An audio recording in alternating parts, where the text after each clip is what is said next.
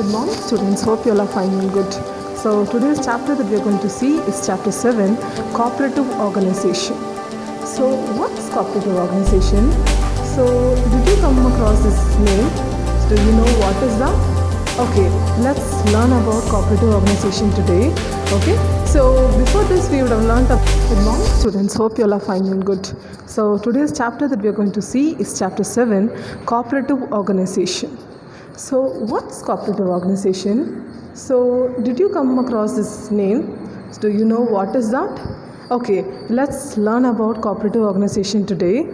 Okay, so before this we would have learned about so many business organizations, right? So all the organizations like sole trading business, partnership firm, joint Hindu family system, joint stock company, all these organizations, the motive of all these organizations was only for profit, isn't it? So in this organization, it is not only for profit motive. The main target for the main motive of this organization is only service motive. Let's move on to the chapter now. Meaning and definition. So what is the meaning of cooperative society? Let's see. A cooperative is a form of business organization which is owned and controlled by the people who use its products, supplies or services. What is this? It means cooperative, the people who are forming the cooperative society, those people are none other than these are the people who own and they are the people who control that kind of business organizations. So even it can even be the normal consumers also, and who use its products, supplies or services. So the people who are going to use the product, who get the utilities out of the product, they are only the people who are going to start the cooperative society. Like how it would have started, let's see. Although cooperatives vary in type and membership size, all were formed to meet the specific objective of members and are structured to adapt to members' changing needs. So based on the members' changing needs, they were adaptable, and according to that they were adopting the ideas, the concepts in the cooperative society.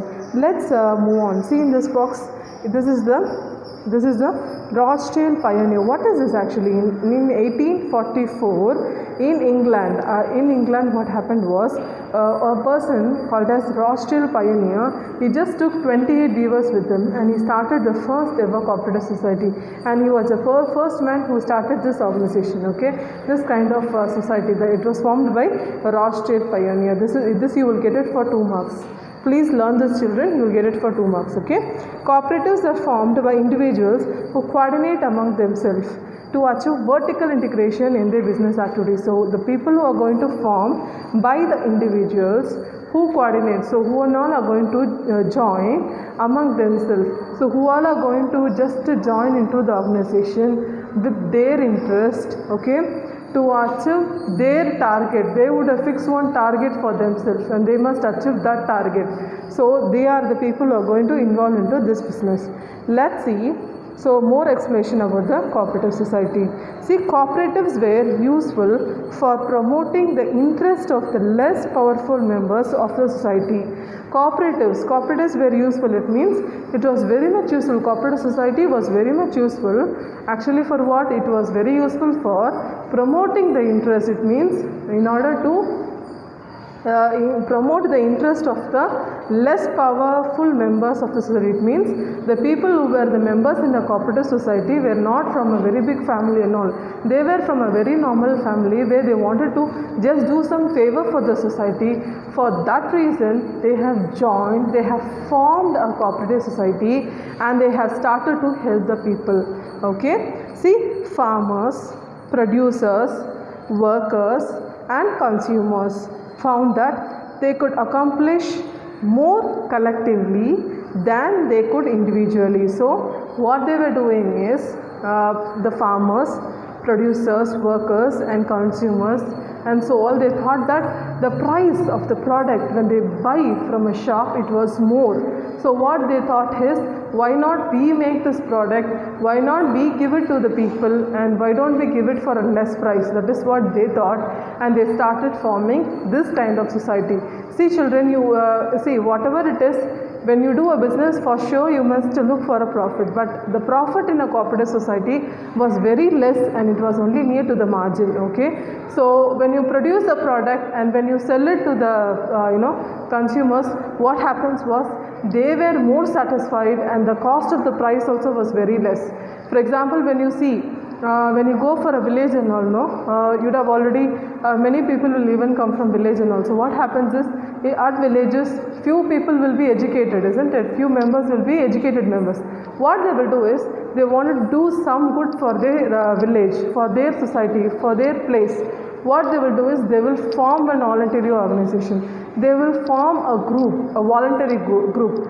Who and all are going to just join the group, they can join. So what they will do? They will do good to the people.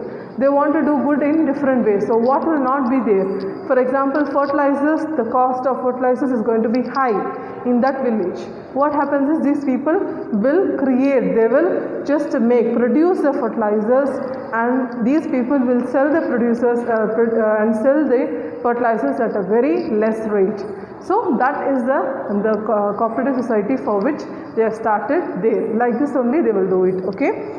See, although people have been working together for their mutual benefit throughout the human history, the cooperative form of business organization began during the Industrial Revolution. So they did it when the Industrial Revolution started. At that time only they started the cooperative society. At first, the cooperative movement was started by Robert Owen in the year, that is 1844. He formed a consumers cooperative society in England with 28 workers as members, called Rochdale Society of Equitable Pioneers, and this gradually led to the worldwide movement of organizing cooperatives in various fields of economic activity such as credit, farming, marketing, processing, housing, transport, insurance, fisheries, poultry, dairying, etc. The main object of the cooperative movement was to bring solace and comfort to the needy persons by pursuing common economic interest through cooperative trading. Profit is not a main objective. Can you see this? The profit is not the main objective in a cooperative society. Yeah, in a cooperative society they just don't look for a profit. This Rochdale pioneer, he was a person from England. So what he did was, he took 28 weavers with him and he started a movement, and from what the cooperative society was actually formed, okay, that we already saw in the box also. So next, see, definitions, and we have the explanation over here. Examples of cooperative society are also given. Please girls, please children, please learn either of the definitions from here, okay, for the cooperative society. So the example of cooperative society we have is Indian Coffee House, Mother Dairy, then Sri Mahila Griha Udyog, Lijat Puppet, and Indian Farmers, Fertilizers Cooperative India, then Indian Airlines. All these are the example of cooperative society. Okay. So now the next topic is the most important topic in a cooperative society, that is principles of cooperation. What are the principles? The first one is voluntary and open membership. What is voluntary and open membership? It means the people who are interested into joining into a cooperative society, only those members can start to form the cooperative society. See, cooperatives are voluntary as organizations, open to all people, able to use its services and willing to accept the responsibilities of membership without gender, social, racial, political or religious discrimination. So the people who are interested in joining the society, they can join, and they can just any person can join in spite of their social, gender or racial or political or whatever it is. They can do it without any discrimination. They can join and they can run the organization. See, next one, democratic member control. What is democratic member control? Cooperatives are democratic organizations controlled by their members, those who buy the goods or use the services of the cooperative, who actively participate in setting the policies and making decisions. So these people they are called as a democratic members. They are called as democratic organization because actually they are controlled by the members who join the cooperative society. They are the people who are going to take the decisions. Okay. So those who all are going to buy goods or the people who are going to use the services of the cooperative. Okay. So they are going to actively participate in the setting policies and taking decisions in a cooperative society. Okay. See the members' economic participation. Who are the members and what is the economic participation with this point? See, members contribute equally to and democratically control the capital of the cooperative. So members, what they do, they will equally contribute in this society, and what they will do, they will do the work all together. They will do the work, and even they will capital also they will put it together, and then they will decision also will be taken together. Okay. This benefit members in proportion to the business they conduct with the cooperative rather than on the capital invested. So whatever the business is, they will conduct, they will just take the business, and then they will just invest the capital how much ever they wanted to invest. Okay. Autonomy and independence. Cooperatives are autonomous, self-help organizations controlled by their members. They are not dependent on any kind of organization or any kind of rules or regulations. Okay. So they are just autonomous. Autonomous body means they just stand on their own. Okay. So they are not going to depend on any kind of rules and all. So they have their own rules. Okay. And it is controlled by their members itself.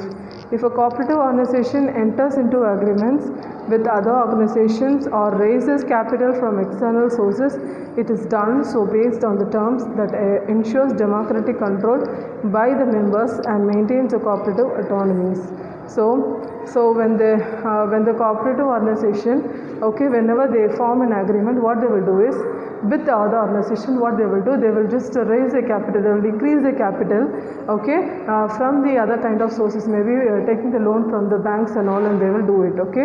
So at that time, so it is done on the based on terms that ensures democratic control. It means they will do it all together. All the cooperative members will accept it, and then they must go for a loan or whatever they wanted, and then they will do it. So that is what.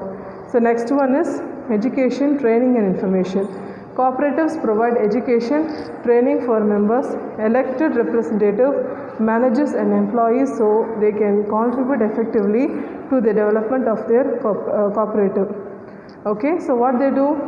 Cooperatives, even they will provide education, and even they will even give training also for the members who all they have their members, and even elected representative and the managers, even the elected representative, managers, employees, so they all can even contribute and even they can develop their cooperative society. So members also inform the general public about the nature and benefits of cooperatives. So even what do? They will even explain about the benefits that they have with the cooperative societies and all to the people, the common people. Okay. Cooperations among the cooperatives. What is that? It means cooperatives serve their members most effectively and strengthen the cooperative movement by working together through local, national, regional and international structure. So what do? So they have a good cooperation among their cooperative societies, different cooperative societies. What is that? They serve their members, they even help their members, and even they will strengthen the cooperative movements and all. Wherever they find a cooperative movement, they will even help them, and even they will work together even through local or even through national or even regional or international structures also. They will just support the cooperative societies everywhere in the world. Okay. Concern for community. It means it is a very good concern for community because they are doing this only for the welfare of the common people, isn't it? So while focusing on member needs, cooperatives work for the sustainable development of communities through policies and programs accepted by the members. So what they do? They have certain rules and regulation. According to that only they are doing everything. So when they focus on their the needs of their members, what do? The members are nothing but the people who involve into the cooperative society. So when they focus on that, they work for the development of the communities. Actually they do it only for the development of the economy. For that reason only they will do it, for the society or for their particular place where they wanted to develop, okay, and through policies and programs accepted by the members. So all policies and programs, whatever they make it, it should be accepted by all the members in a cooperative society, okay. The next topic that we have is the features of cooperatives. So let's go on with the features of cooperative. What are the features of cooperative society? The first one, the following are the some of the important principles of a cooperative society. The first one is voluntary membership. It means the first one, voluntary membership, is nothing but everyone is interested and they voluntarily they join the society. That is called as voluntary membership, okay.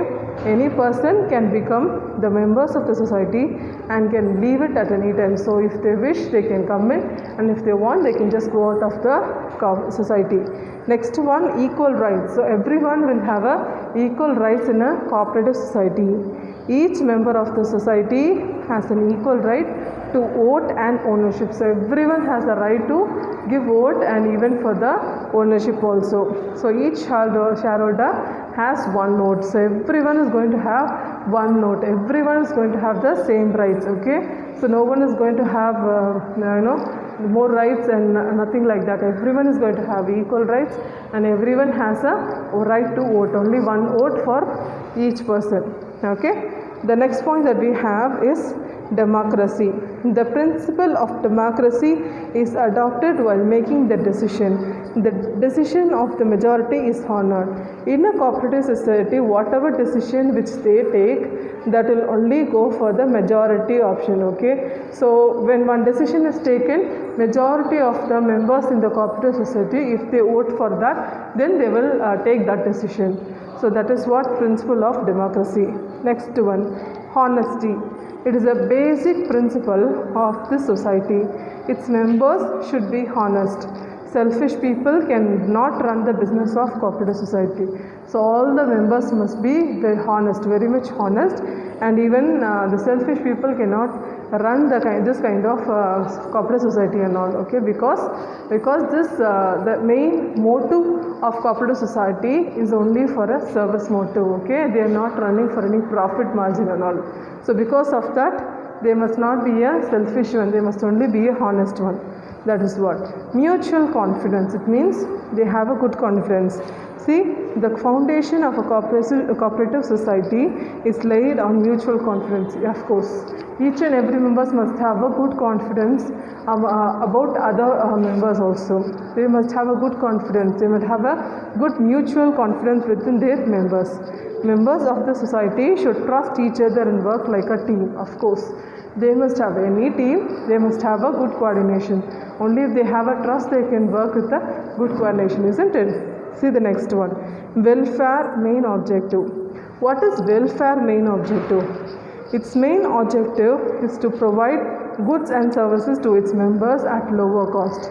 So the objective of a cooperative society is to provide goods and services. So what are all the goods and services that they have, they can provide it to its members, and you can even provide it at a very less price, okay.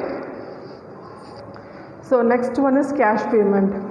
Like any other business, you don't have the option called as credit sale in the cooperative society. Everything is done on cash basis. So since they don't have much profit margin, they will not look for credit sale and all. They are not looking for the turnover also. So they only look for the good and essential reasons. See, credit team is prohibited and goods are supplied to its members on cash payment. So only with the cash you will be able to buy a product in a cooperative society. Economy. Economy means the members of the society should act upon the principles of economy. They should not misuse the capital of the society and always keep in view the best interest of the society.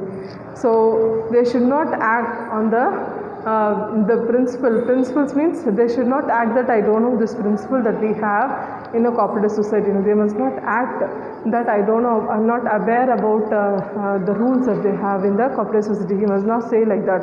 So that is the first one, okay. And they should not even misuse the capital. The capital of the cooperative society must not be misused for any other reason, and in spite it should be only for the reason for what they have invested, and it is only for the view to best interest of the city, only in order to help the society. For that reason only they have invested the capital in a cooperative society. Okay. The next point that we have is distribution of profit. The profit can be distributed among the members according the Cooperative Act. Of course, we have a Cooperative Act, and based on that only the profits are distributed. And 1/4, that is 1/4 of the profit can be kept on reserve. Then 10% of the profit can be used for providing facilities to the members. See, they are getting very less profit. In that itself, 1/4 they just take it as a reserve, and they will use it for any emergency case. And in that, they just taking the 10% of the profit, and they just provide facilities for the members. And also, these are the distribution of profit. Okay, self-service. So, in all the cooperative societies, you don't see a person selling the product. It is only the self-service system that they have over there. All the business activities are conducted by the members themselves. So it is done only by the members. Okay, all are the owners and all are the consumers. Everyone is the owner in the cooperative society, and even everyone is a consumer also. So self-service rule is employed in the organization. So what happens is, self-service, it is a rule that is actually the thing which happens in a cooperative organization. Okay, so every organization only has a self-service system. So we finished, we learned what is meaning or definition of cooperative society. We learned the features. Now even just we just come across the rights, the features of the cooperative society. Okay, so let's go on with the next topic now. We saw the principles of cooperative society, and now next is the advantages and disadvantages of a cooperative society. Okay, let's see the advantages of cooperative society. The following are some of the important advantages of cooperative society. The first one is voluntary organization. A membership of a cooperative society is open to all, and any person with a common interest can become a member. So anyone who is interested to become a member, he can even become a member in a cooperative society. Okay, and the membership fees is kept low also, and so that everyone would be able to join and benefit from cooperative society. At the same time, any member who wants to leave the society is free to do so. There are no entry or exit barriers. Very clear, isn't it? So with this topic itself, with this point itself, it's very clear. That is, voluntary organization means anyone who is interested, they can enter into a cooperative society, and anyone who wants to go out, he can easily go out of the cooperative society. There is no fee for the entrance as well as for the exit, and even there is no barriers when they just go out of the cooperative society also. So the initial amount also will be very less. Okay, easy formation. Cooperatives can be formed much easily when compared to a company. Any 25 members who have attained majority can join together for forming a cooperative society by observing simple legal formalities. So in a cooperative society, so any 25 members, the minimum members to start a cooperative society is 25 members. The maximum is only unlimited. Okay, so any 25 members can join the cooperative society. They can just form a society. Okay, so that is what. So next one is democracy. A cooperative society is run on a principle of one man, one vote. It implies that all the members have the equal rights in managing the affairs of the enterprise. Members with money power cannot dominate the management by buying majority shares. Very simple, isn't it? So one share means only one vote. If you buy 500 shares, it is not that you will get 500 votes and all. So the person who buys one share and the person who buys more than 500 share, both are both the people are given same preference only. So everyone is going to have only one vote. No one is going to have there is no dominating thing and all. Okay, so everyone is going to be considered equal over here. So that is what. The next one is equal distribution of surplus. It means the surplus generated by the cooperative society is distributed in an equitable manner among the members. Therefore, all the members of the cooperative society are benefited. Further, the society is also benefited because the sum not exceeding 10% of the surplus can be utilized for promoting the welfare of the society in which the cooperative society is located. So the surplus generated by the cooperative society is distributed in an equitable manner. So it is done in and even all the members in the cooperative society are benefited. Okay, even the society is also benefited because even if they exceed, if the 10% is going to be exceeded, even the society is also going to get benefit out of it. See, further the society is also benefited because the sum not exceeding 10% of the surplus can be utilized for promoting the welfare of the locality in which a cooperative is located. So it means it helps even the members in a cooperative society as well as it even facilitates that particular society where the cooperative society is formed. Okay, so the next one is limited liability. What is limited liability? The liability of the members in a cooperative society is limited. So the members are only limited, and to the extent of their capital contribution. So wherever the extent, so how much ever they want to do it, based on the capital contribution, the liability only will be only limited. They cannot be personally held liable to the debts of the society. For sure, in case in future if they have any debts also, the personal property is not going to get affected by any way. Okay, separate legal entity. No, a cooperative society enjoys separate legal entity which is distinct from its members. So therefore its continuous is on no way affected by the death, insanity or insolvency of its members. It enjoys perpetual existence. See, this is very simple, right? The ownership and the control is totally different, isn't it? The ownership, see here the legal entity, it separates the legal entity which is distinct from its members. So the legal entity and the members are actually totally different over here. So if someone is going to someone is going to die, or if any of the members are not feeling well, or if anyone become insolvent, these reasons will not affect the the cooperative society. So even that person will just go for that person will transfer the share to some other person, but the cooperative society will not go for an. That is what. So it doesn't have. It has a separate legal entity. It is not. It is different. The ownership is different. The legal entity is different from the members. Okay. See the next one. Each for all and all for each. What is that? So cooperative societies are formed on the basis of self-help and mutual help. It means even they do the help for their members also, and even they will help for the other members in the cooperative society also. Okay, therefore members contribute their efforts to promote their common welfare. So they even help for the members also, and even they will look for the economical welfare also. So that particular society where they have the cooperative society, that particular place they will even try to develop the place by giving some service to them. Okay. Greater identity of interest. It means it operates in a limited geographical area and there is greater identity of interest among members. Members would be interacting with each other. They can cooperate and manage activities of the society in a more effective manner. Okay. See, it operates in a limited geographical area. It means it will operate in a only particular limited area, and there is a greater identity of interest. It means they have a high amount of interest among their members itself. Okay, so they only operate within one particular region and they have a very high amount of interest also. Members would be interacting with each other. They have a good interaction among each other. Okay, they can cooperate and manage the activities of the society in a more effective manner. So even they cooperate and they even manage the activities also of the society in a very effective manner. Okay, that is the 8th point. Ninth point is government support. Even the government is also going to support the cooperative society. Do you know the reason why? Because these people are only going to serve the society, right?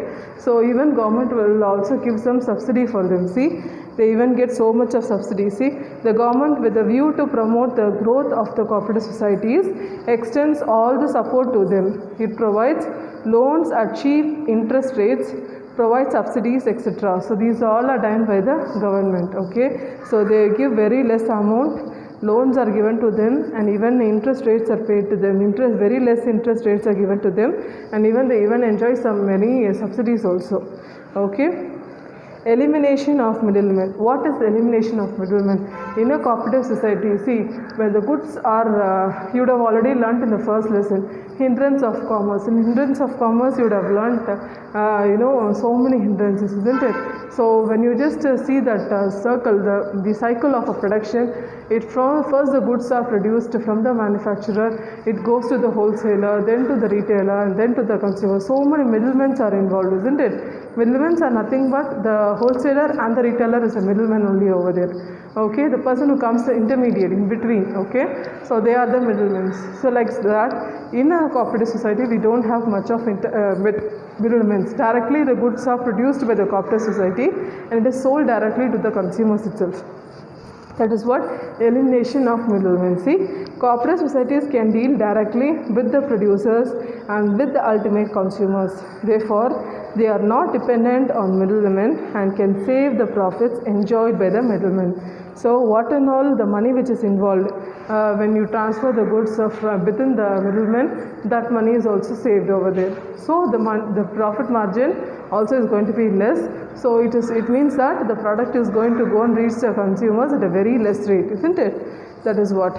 See, the next point is tax concession. Even tax concession is there in a case of a cooperative society to promote the cooperative movements, and also because of the fact that it is a non-profit enterprise, government provides various exemptions and tax concessions. Of course, since it is a non-profit enterprise, government is also going to give various kind of subsidies like tax and all. Okay, so they are going to get various exemptions, and even tax concessions are going to they are going to get the tax concession in a cooperative society. Rural credit. Cooperative societies have contributed significantly in freeing villagers from money lenders. So even from villagers, they even help them from they just free them, and they even help them for the money lenders. The person who is going to get the money from someone, they will get the money for debt, isn't it? So that from that also they are going to help them. Okay. Earlier, money lenders used to charge high rate of interest, and the earnings of the villagers were spent on the payment on interest alone. So, cooperatives provides loan at cheaper interest rates and have benefited the rural community. And after the establishment of cooperatives, the rural people were able to come out of the grip of the money lenders. It means, see, in rural areas, if you see, the income of the farmers will be very less. Okay, so there what happens is these people will lend the money from the money lenders and all, where they will charge very high amount of interest. So because of that, they will not be able to run even their normal life. It will be very tough for them to pay back the debt and all. So the debt will increase very high. So here what happens is, because of cooperative society, even they have an option where they even give loans for the villagers. So because of that, what happens is the rate of interest in these loans are very less. Okay, so this helps the villagers to come out from the grip of the money lenders. It means it helps them to even just come out from all these difficult cases. So what happens is the villagers are becoming safe, and they even they just come out of their requirement, and even they never expect money lender for helping them. So that is what is advantages which we saw. So next topic that we have is disadvantages. So disadvantages of a cooperative society, and you have one more topic, that is types of cooperative society you have. So these two topics I will take in next video. Okay, so students, if you have any doubts from this, So when I come for the live session, please ask me questions. So please ask me the doubts. Okay, clear your doubts. You can write the questions and you can just just when I come for live, you can ask me the doubts. Okay. So be safe. Read the book line by line. Okay. Prepare well for your next exam. Thank you, students.